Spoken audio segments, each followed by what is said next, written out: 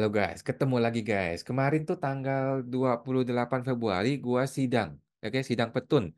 Ini gue sudah bikin video petun ke-20 loh. Luar biasa ya petun ya. Menarik sekali petun teman-teman.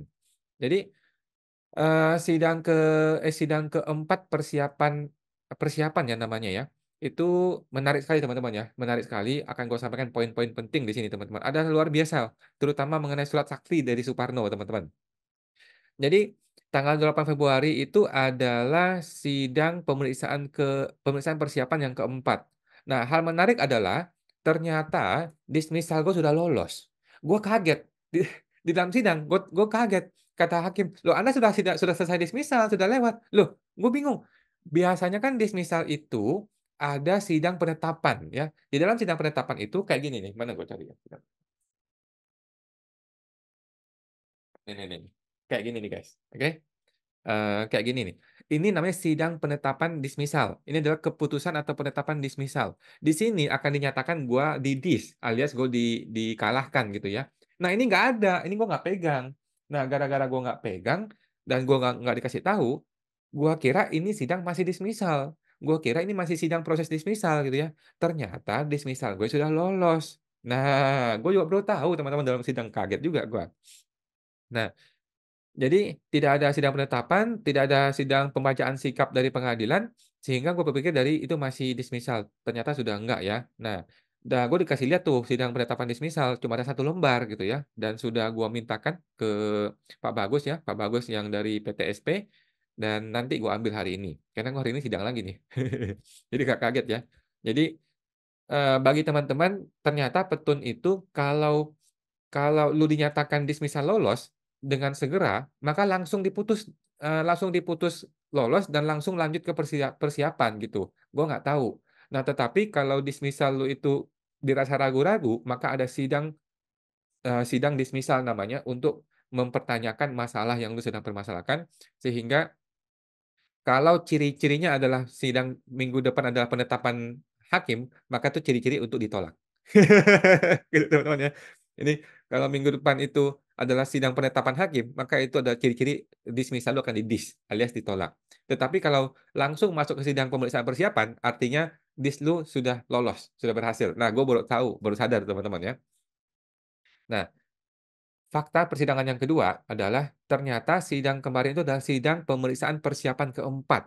Jadi gini teman-teman, alurnya nih ya, alur dari persidangan pengadilan tutun awalnya adalah dismisal. Kalau dismisal ini lolos, langsung terbit surat keputusan dismisal, lu lolos, langsung pemeriksaan persiapan.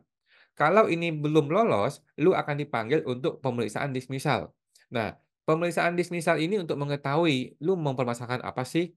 Nah, supaya nanti mengetahui ini mau didis atau nggak didis. Nah, kalau ada sidang penetapan, kemungkinan besar lu didis. Nah, tetapi kalau didis kan lu bisa boleh perlawanan, boleh PLW. Nah, jika lolos dismisal, sidang pertama dismisal, maka perkara diterima. Perkara diterima, teman-teman. Gue nggak tahu nih, nggak nyangka bahwa perkara nomor 32 punya gue sudah diterima, sudah masuk ke pemeriksaan persiapan. Nah, setelah perkara diterima, setelah dismisal, maka dilanjutkan acara sidang biasa. Bukan acara sidang cepat seperti dismisal ya. Acara sidang biasa yang tertutup untuk umum, namanya adalah pemeriksaan persiapan, guys. Oke? Jadi dismisal, lolos, masuk ke sidang pemeriksaan persiapan. Yang kemarin itu tanggal 28 Februari itu adalah sidang pemeriksaan persiapan yang keempat. Gue baru sadar loh keempat ya. Jadi yang pertama itu gue ketemu oknum hakim ya, mohon maaf ya Pak oknum hakim yang marah-marah kemudian sidang gue dihentikan secara sepihak. Yang kedua adalah sidang kedua itu diminta suratnya oleh hakim, surat sakti ya dari Soekarno itu. Sidang ketiga dia datang tetapi tidak diberikan surat sakti tersebut. Nah, kemarin tanggal 28 adalah sidang keempat pemeriksaan persiapan. Nah, ini masih tertutup teman-teman ya. Ini sidang masih tertutup. Yang namanya sidang pemeriksaan persiapan masih tertutup. Setelah ini barulah ada sidang utama, sidang biasa yang memeriksa bukti itu pakai e-court ya. Memeriksa itu pakai e-court sidangnya, kemudian masuk ke sidang pemeriksaan bukti. Bukti itu ada bukti surat, bukti keterangan saksi, ahli dan pengetahuan hakim dan sebagainya. Nah, itu nanti ya. Dan gue sudah dijamin oleh hakim bahwa sidang itu akan berjalan. Karena gue takut didis nih ya. Gue takut didis, gue bilang. Ini jangan sampai gue sudah 2 kali didis nih ya sama sidang yang lain, jangan sampai ini didis juga gitu gue bilang. "Oh enggak," katanya si hakim, ibu hakim ya, "Anda nggak akan didis, ini sudah jalan sidangnya," katanya. "Oh gitu," gue bilang, "Oke." Nah, jadi, ternyata sidang pemeriksaan persiapan ini fungsinya adalah untuk membantu merapikan gugatan dari penggugat. Ini baik banget teman-teman ya, menurut gue ini bagus banget ya, baik banget loh. Pengadilan bantuin kita untuk memperbaiki gugatan kita, gitu loh. Ini bagus banget ya. Nah, jadi setahu gua nggak ada di sidang yang lain, sidang pengadilan pajak nggak begitu, sidang PN nggak begitu. Jadi ini sidang bagus banget deh, betul tuh baik banget teman-teman ya.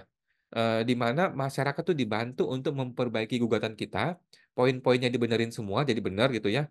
Nah, barulah nanti dimasukin sebagai gugatan yang benar gitu. Nah, ini masih aspek legal ya guys, masih aspek legal, legal formal, belum ke material. Nah, karena kenapa kita masih diperbaiki? Karena gini, gua rasa filosofinya adalah yang menggugat ini kan adalah warga masyarakat, ya kan? Jadi warga masyarakat kan kadang-kadang bodoh ya, kayak gue kan masih bodoh gitu, nggak ngerti gitu. Maka kita dibantu untuk memperbaiki gugatan kita supaya gugatannya jadi benar, gitu loh. Ini benar banget, bagus banget teman-teman ya, gua rasa ya. Oke? Jadi, gugatan gue sudah hampir sempurna dan gue punya master petun, teman-teman ya, nanti tinggal ikutin aja master petun sudah hampir sempurna, teman-teman. Oke, fakta sidang yang lain. Fakta sidang yang lain, teman-teman, ada lagi nih kuasa hukum yang diusir dari oleh hakimnya. Sudah berapa kali ya?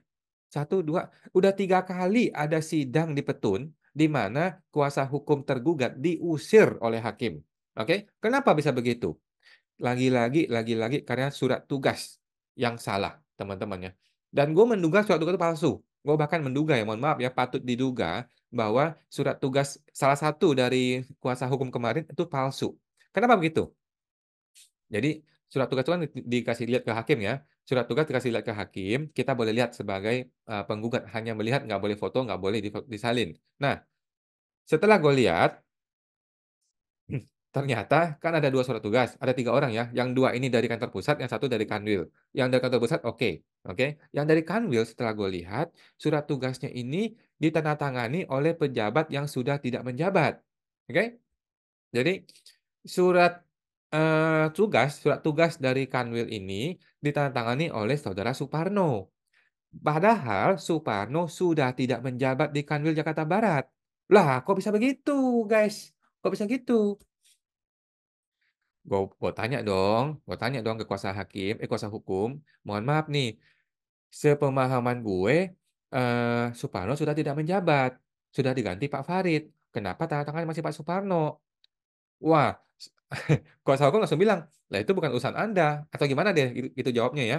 Wah, gua langsung ngomong ke hakim, kalau gitu hakim aja yang tanya gitu kan. Hakim aja yang tanya. Hakim pun awalnya tidak mau mengakomodir pertanyaan gue. Hakim pun awalnya bilang, "Anda cuman punya hak untuk melihat melihat surat tugas, nggak boleh mempermasalahkan." "Loh, sorry sorry sorry," gue bilang. "Mohon maaf nih Ibu Hakim," gue ngomongin sekali lagi ngomong bahwa tugas hakim adalah untuk memberikan keadilan kepada masyarakat, bukan untuk membantu para pihak, apalagi tergugat ya, tetapi untuk memberikan keadilan. Jangan sampai sidang yang tertutup untuk umum ini dihadiri oleh orang tidak berhak, gue bilang gitu. "Oke," kata si hakim, "ya udah deh." Kadang-kadang teman-teman ya, kadang-kadang Anda ini sebagai orang yang mencari keadilan harus ngotot. Kalau lu nggak ngotot, hakim nggak mau dengerin lu, gitu loh. Kadang-kadang gitu loh ya. Jadi gua ngotot nih, tolong dikoreksi dulu. Ini salah nih surat tugasnya. Akhirnya hakim bertanya, "Apakah saudara Suparno ini yang bertanda tangan masih menjabat?" Bingung tuh si kuasa hukum menjawab nggak, bingung nggak dia menjawabnya. Bla bla bla bla bla bla bla, hahiwaheho. Akhirnya, iya deh, sudah nggak menjabat, itu diusir. Jadi Suparno ini masih menjabat apa nggak menjabat? Kata si hakim. Sudah nggak menjabat. Tanggal berapa dia tidak menjabat? Ya pokoknya tanggal sebelumnya deh. Sedangkan surat itu dibikin tanggal 28 teman-teman. Tanggal surat itu dibikin tanggal 28. Dia sudah tidak menjabat, diusir. Mohon maaf ya kuasa hukum, gua respect sama kuasa hukum ya teman-teman ya, gua respect sama kuasa hukum. Mereka ada orang-orang yang nggak ngerti apa-apa, tetapi terlibat gara-gara dikasih surat tugas ya. Tetapi, eee ini adalah contoh perilaku yang buruk dari pejabat pemerintah, teman-teman ya. Mohon maaf nih dengan segala respek gua, segala hormat gua kepada kuasa hukum ya. Seharusnya dia tidak bersikap searogan itu. Gitu ya, ketika gue mempertanyakan masalah legal formal surat kuasa, harusnya lu nggak langsung motong gua, nggak langsung bang skakmat gua. Dia langsung skakmat, itu bukan urusan Anda gitu. Lah, ini urusan gua dong, gitu. Jadi seharusnya mereka belajar gitu, dari sidang ke sidang ke sidang, seharusnya berhenti berarogan gitu. Tetapi ya masih dikit-dikit, nggak apa-apa, oke. Dan ini adalah contoh begitu buruknya sistem surat menyurat di dalam Kanwil Jakarta Barat. Kanwil loh ya, kantor wilayah Jakarta Barat. Begitu buruknya sistem surat menyurat di dalam Kanwil. Oke, tapi atau atau jangan-jangan ini disengaja ya, patut diduga teman-teman ya, jangan-jangan diduga disengaja dibuat surat tugas yang palsu. Wah, cilaka guys. Memang bisa, coba deh Anda orang pemerintah ya, kalau lu orang pemerintah, coba gua tanya lu, bisa nggak surat terbit atas nama pejabat yang lama, padahal pejabat baru sudah masuk ke kantor? Bisa nggak? Berarti kan surat itu tidak di-ACC oleh kanwilnya, oleh kepala kanwil. Waduh, cilaka bos. Cilaka, Bos. Kalau ini surat palsu, berarti pidana. Teman-teman ya, berarti pidana. Jangan-jangan ada surat palsu. Oke, gua akan masukkan gugatan petun terhadap surat palsu ini. Surat diduga palsu ini ya. Surat tugas ini akan gua masukin ke petun dan diduga itu surat palsu. Oke, nanti kita lihat bagaimana sidang di pengadilan untuk membuka fakta-fakta persidangan. Siapa yang mengotorisasi surat itu? Jangan-jangan surat palsu. Oke, kita buka petun biar teman-teman tahu ya. Fakta persidangan yang berikutnya. Surat Sakti Suparno. Luar biasa ya. Akhirnya muncul. Luar biasa ya. Saudara Suparno. Akhirnya muncul guys. Surat Suparno atau surat dari Kakanwil DJP Jakarta Barat. Ditandatangani oleh Suparno kepada Ketua Umum IKPI. Oke. Jadi nomornya sama. Tanggalnya sama. Tetapi kok perihalnya berbeda, Bos? Kok perihalnya berbeda? Aduh, gue bingung. Gue mau ketawa dalam ruangan, tapi nggak boleh ketawa dong. Masa lu ketawa sih nggak boleh ya? Gue tanya, gue nggak tanya sih. Tetapi si hakim mengatakan, perihalnya salah. Fungsi awan, perihalnya salah. Di dalam surat gugatan, perihalnya adalah perihal mengenai dugaan pelanggaran kode etik. Sedangkan di surat yang terbaru ini, perihalnya adalah mengenai pembinaan anggota IKPI. Eh, Gue gue gue ingat-ingat. Loh, enggak kok. Di dalam surat panggilan IKPI tertulis dengan sangat jelas.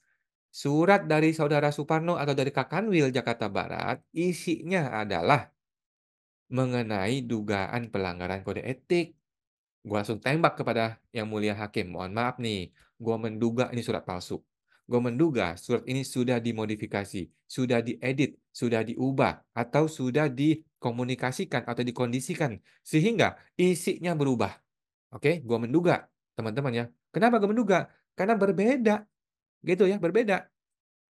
Oke, jadi gue bilang ke hakim ya, gue bilang ke hakim, mohon majelis hakim memanggil Ketua Umum IKPI datang sebagai saksi untuk melihat surat tersebut dan mengakui apakah surat itu yang dia terima atau bukan. Gitu ya. Nah, kata hakim nanti ya di sidang utama. Oke, nanti kita lihat di sidang utama ya, apakah hakim akan memanggil Ketua Umum KPI. Oke. Nah, sekarang gini teman-teman. Pertanyaan gua, beranikah hakim memanggil Ketua Umum IKPI? Berani nggak teman-teman? Coba lu jawab teman-teman ya. Beranikah hakim di Petun memanggil Ketua Umum KPI untuk bersaksi di pengadilan? Karena surat itu disampaikan kepada Ketua Umum KPI. Hanya ada Tuhan dan satu orang yang tahu bahwa surat itu benar atau salah, yaitu Ketua Umum IKPI. Lu nggak boleh pakai pengakuan tergugat. Kalau pengakuan tergugat, dia tinggal mengakui betul surat tersebut yang saya kasih gitu kan. Ya nggak bisa begitu dong. Oke? Dan gue rasa berani kok. Gue rasa hakim tidak akan ragu-ragu memanggil. Panggil tuh Ketua Umum KPI untuk hadir bersaksi di sini. Gue yakin. Gue yakin. Oke? Nah, kenapa begitu? Kita ingat teman-teman. Kita ingat ya, sidangnya Haris Azhar dan Fathia. Luhut Binsar Panjaitan aja itu harus hadir di pengadilan kalau dipanggil hakim. Oke? Pak Luhut Binsar Panjaitan ya, Menteri segala urusan. Lord Luhut ya, Bapak yang terhormat ya. Harus hadir kok dalam sidang pengadilan. Betul. Sidang pengadilan PN ya. Kenapa Ketua Umum KPI nggak hadir? Nah, teman-teman ya. Jadi, nanti kita lihat ya, di sidang utamanya kita lihat. Dan gue akan minta kepada hakim untuk memanggil Ketua Umum KPI secara resmi. Kemudian, fakta persidangan yang lain. Gua meminta tambahan waktu 2 minggu. Oke. Jadi teman-teman, pemeriksaan persiapan adalah untuk memaksimalkan atau untuk mensukseskan yang namanya gugatan. Gugatan itu harus sempurna, oke? Nah, dalam waktu 30 hari. Sejak sidang pertama dibuka, 30 hari itu gugatan harus sudah sempurna, oke? 30 hari. Kemudian, 4 bulan sejak gugatan masuk, itu harus sudah ada putusan petun, 4 bulannya. Boleh perpanjang nggak boleh perpanjang kecuali ada keadaan tertentu yang harus ada alasan yang jelas, oke? Nah, gua kehilangan 2 minggu, guys. Gua kehilangan 2 minggu yang sangat berharga. Yang pertama, sidang pertama ketemu oknum hakim. Gua diselesaikan sidangnya, dihentikan sidangnya tanpa ada, hak apapun dari gue. Yang kedua, pada sidang ketiga kalau nggak salah, si tergugat datang tetapi tidak membawa surat yang menjadi objek sengketa yang dimintakan oleh si hakim. Oke? Jadi 2 minggu gua terbuang percuma. Gue bilang kepada hakim, mohon dikasih waktu 2 minggu tambahan, karena ada 2 minggu yang terbuang. Satu terbuang oleh hakim, satu terbuang oleh tergugat. Oke, yang mulia hakim bijaksana ya, beliau memberikan gue waktu tambahan 2 minggu. Oke, tetapi kan harusnya tanggal 5 Maret ya, tetapi kita sidang tanggal 13 Maret. Jadi 2 minggu dari sekarang kita sidang tanggal 13 Maret, untuk sidang, berikutnya. Di situ gue akan menyempurnakan menyempurnakan apa namanya, gugatan gugatan gue, gitu. Fakta sidang yang berikutnya, banyak banget nih. Tergugat menolak perpanjangan waktu. Nah, jadi ketika tergugat dikasih waktu bicara, dia bicara nih ya. Wah, bla bla bla, menurut kami nggak perlu diperpanjang katanya. Loh, langsung ditembak sama hakim. Kan elu yang kemarin nggak mau ngasih surat, objeknya, surat sakti ini gitu ya. Gitu. Elu nih, si tergugat nih yang salah, tidak mau memberikan, surat sakti tersebut, ya. Jadi bukan salah hakim, bukan salah penggugat, salah lu sendiri, gitu. Ya sudah, akhirnya mereka terima-terima aja ya. Dan ingat teman-teman, di dalam petun, semua kewenangan ada di hakim. Oke, berbeda dengan PN ya. PN itu berbeda. Kalau PN itu silakan, penggugat ngomong apa, tergugat ngomong apa. Hakim hanya menerima secara pasif. Itu adalah PN, sidang pengadilan negeri. Petun berbeda. Dalam petun, hakim aktif. Hakim hakim itu punya prinsip aktif. Karena kan ini yang menggugat masyarakat nih. Masyarakat nggak ngerti hukum kan. Nah, jadi hakim aktif dan hakim punya kewenangan. Salah satu kewenangannya adalah ini, menambah waktu pemeriksaan persiapan gitu ya. Karena kalau kalau nggak ditambah nanti si awan ngomel-ngomel terus nih. Ngotot terus ya. Ya benar dong. Karena kan waktu penggugat terpotong dan terbuang sia-sia gara-gara tergugat, gitu kan. Fakta persidangan berikutnya. Surat sakti Suparno masih belum gue dapatkan. Jadi gue bilang kepada hakim, sekarang juga gue minta salinan surat tersebut. Nggak boleh. Nggak boleh, kata hakim. Gua ingatkan kepada hakimnya, Ibu hakim fungsinya adalah untuk memberikan keadilan kepada masyarakat. Oke? Bagaimana bisa keadilan diberikan kalau gua tidak dapat salinan surat tersebut? Ya kan? Gua mau menggugat sebuah surat. Surat dikirimkan bukan kepada gue, tetapi surat ini menyebabkan kerugian kepada gua. Oke? Kalau gua tidak dapat salinan surat ini, bagaimana gua bisa menggugat surat ini? Ya kan? Apalagi surat ini diduga palsu. Kalau diduga palsu, gua akan gugat ke PN dong atau kantor polisi. Untuk menggugat itu gua butuh salinannya, ya kan? Akhirnya hakim cari tuh di buku undang-undangnya. Ada ternyata teman-teman undang-undang Peratun yang mengatakan bahwa kalau lu mau minta salinan dokumen pengadilan, kan ini dokumen pengadilan ya, lu harus bikin surat kepada ketua sidang. Oke, gue bilang, gue akan minta minta gue akan bikin surat untuk meminta surat tersebut salinannya kepada hakim. Tetapi gue minta sekarang karena gue perlu untuk menyempurnakan gugatan gue. Nggak dikasih juga. Ya sudah, gitu ya. Nanti gue akan bikin surat kepada Ketua Tun Jakarta ya, Saudara Ibu Un Pratiwi yang terhormat. Halo Bu, salam Bu. Dan gua akan minta alasannya, kalau ditolak kasih gua alasan hukum ya. Kalau lu menolak mengasih salinan itu, kemudian nggak ada dasar hukumnya, gua gugat lu ke pengadilan, gitu kan. Jadi harus ada dasar hukum. Gua sebagai penggugat punya hak dong untuk dapatin surat ini, apalagi surat ini gua gugat ke PN nanti kan. Nah, supaya ada bukti, gua butuh suratnya, gitu ya. Yang terakhir, mengenai inkaze. Apa itu inkaze? Jadi inkaze itu disebutkan berkali-kali oleh si hakim ya. Jadi inkaze adalah sebuah proses setelah persidangan untuk membahas dengan panitera apa yang mau lu bahas mengenai persidangan. Jadi gini teman-teman, Di dalam sidang itu kan gue mau nulis tuh surat surat Suparno itu mau gue tulis kan, lengkap kan. Oh jangan jangan, kalau lu tulis kelamaan kata hakim. Nanti setelah persidangan lu datang ke PTSP, pelayanan satu pintu ya, bertemu dengan panitera dan lu boleh meminta surat ini untuk lu tulis gitu ya. Nah, itu namanya inkaze untuk membahas persidangan di luar persidangan gitu ya. Supaya persidangan menjadi cepat, persidangan menjadi tidak bertele-tele gara-gara nungguin lu nulis gitu kan. Oke. Nah, apa itu inkaze? Nah, di dalam inkaze nanti lu boleh minta lihat tuh suratnya, lu boleh minta lu tulis teman-teman ya, lu tulis data-data persidangan, lu boleh tulis dan boleh lu catat gitu ya. Tapi nggak boleh foto, nggak boleh salin gitu ya.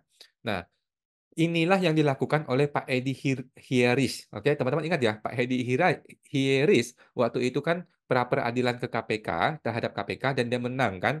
Dan kemenangan Pak Edi waktu itu tuh dia mempermasalahkan surat-surat ini tuh bermasalah, bukti-bukti dari KPK bermasalah. Kan gue langsung berpikir, lah, gue dipetun bukti-bukti itu gue nggak boleh dapat. Kenapa dia bisa dapat sih Pak Haris, Pak Hieris? Ternyata ada inkaze. Jadi feeling gue seperti itu ya, kayaknya ya, mudah-mudahan gue nggak salah ya. Jadi gue rasa di PN pun gue rasa bukti-bukti nggak dikasih ya, tetapi boleh dicatat pada saat inkaze dan Pak Edi Hiris ini sudah mencatat itu dan dia menjadikan itu sebagai objek pra peradilan. Feeling gue seperti itu ya. Nah, karena ini adalah dokumen milik pengadilan tidak bisa disalin atau nggak bisa difotokopi. Itu di petun ya. Mudah-mudahan gue nggak salah, tetapi nggak tahu kalau di PN. Tetapi gue akan bikin surat kepada Ketua Tun untuk meminta salinan tersebut dan gue akan minta dengan tegas apa alasan hukumnya kalau lu menolak. Gitu ya. Itu guys, sudah selesai.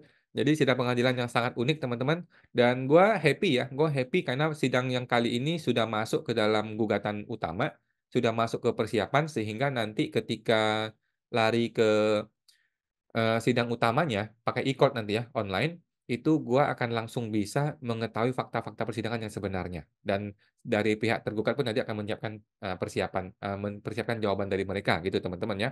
Oke, jadi itu aja teman-teman laporan gue untuk sidang tanggal 29 Februari dan hari ini tanggal 30 gue mau sidang lagi ya karena gue menggugat siapa hari ini? Gue menggugat oh hakim, iya, hari ini gue menggugat hakim. Hakim yang kemarin yang tidak mau hadir, nah sekarang kita tunggu apakah dia hadir hari ini, teman-teman ya. Oke teman-teman, itu aja, sampai jumpa, semoga terbantu.